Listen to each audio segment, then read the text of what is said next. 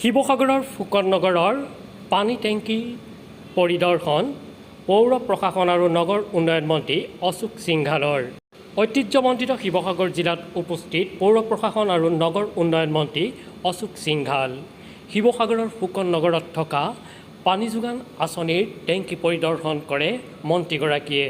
এই পৰিদৰ্শনৰ কালত উপস্থিত থাকে শিৱসাগৰ পৌৰসভাৰ পৌৰপতি মৃণালী কোঁৱৰ, উপ পৌৰপতি সঞ্জীৱ বৰা, জিলা নিৰ্বাচনী বিষয়া সুগত সিদ্ধাৰ্থ গোস্বামী, পৌৰসভাৰ কাৰ্যবাহী বিষয়াৰ অতিৰিক্ত উপায়ুক্তৰ লগতে উপস্থিত থাকে শিৱসাগৰ জিলাৰ বহুকেইগৰাকী বিশিষ্ট ব্যক্তি।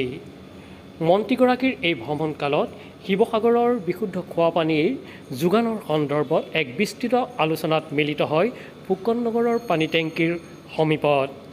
আজি দুপৰীয়া এই সমগ্ৰ কাৰ্যসূচী ৰূপায়িত কৰি মন্ত্ৰীগৰাকীয়ে বিভাগীয় কৰ্তৃপক্ষৰ দ্বাৰা যথোচিত ব্যৱস্থা কৰিব বুলি জানিবলৈ দিয়ে।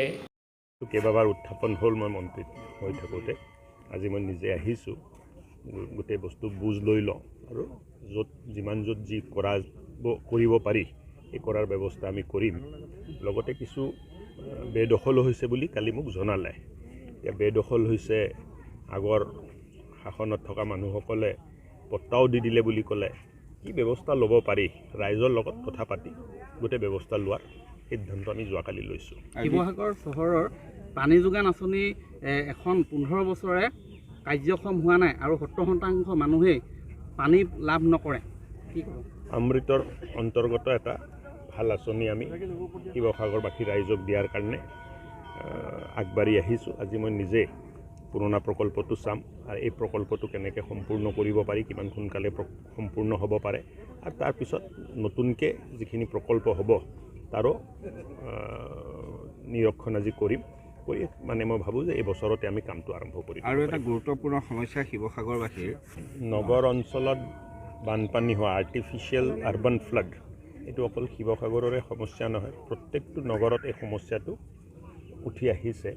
তাৰ কাৰণে প্ৰত্যেকটো নগৰবাসী ৰাইজে এটা ব্যৱস্থা হাতত ল'ব লাগিব। আমি অলপ সজাগ হ'ব লাগিব।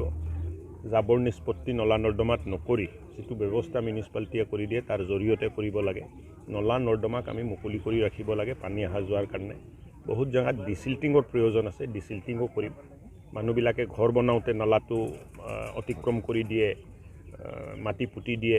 চ' এইবিলাক কৰিলে এটা সময়ত আমি নিজৰ ভৰিত নিজে কুঠাৰ মাৰাৰ নিচিনা হৈছে।